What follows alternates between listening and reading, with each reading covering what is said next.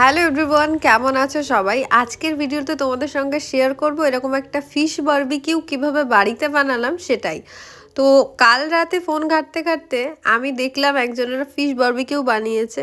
অন্যান্য অনেক কিছুর বারবিকিউ করলেও আমি কখনো মাছের বারবিকিউ করিনি।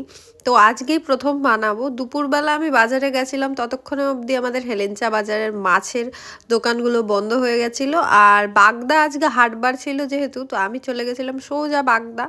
গিয়ে দুখানা তেলাপিয়া মাছ নিয়েছিলাম।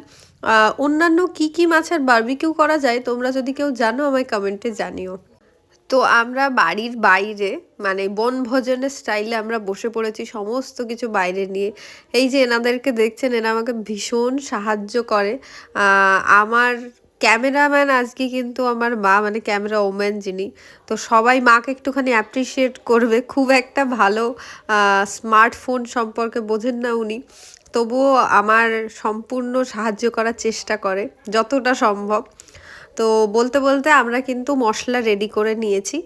আর মশলাটা এবার ভালো করে মাছের গায়ে মাখিয়ে নিতে হবে, আর অবশ্যই করে কিন্তু তেল ব্যবহার করতে হবে, না হলে কিন্তু মাছটা কিন্তু লেগে যাবে। আর এটা কলা পাতার মধ্যে পেঁচিয়েও রোস্ট করা যায়। আমরা এখানে আজকে রাত হয়ে যাচ্ছিল, তাই জন্য আমরা সিলভার ফয়েল পেপার যেটা হয় ওটা নিয়েছি। এটাতে সুন্দর করে মুড়ে কিন্তু হালকা আছে এটাকে রোস্ট করতে হবে। অনেকে কয়লার আছে করে, অথবা কাঠের যে আগুনটা সেটাতেও কিন্তু আস্তে আস্তে করে তাপটা লাগে, রোস্টটা ভালো হয়, মানে মাছটা ভেতর থেকে সেদ্ধটা ভালো হয়। তো আমাদের একটু ভুল হয়ে গেছিলো, প্রথমেই আমরা কিন্তু পাটকাঠি জ্বালিয়ে নিয়েছিলাম, মানে মা জ্বালিয়েছিল।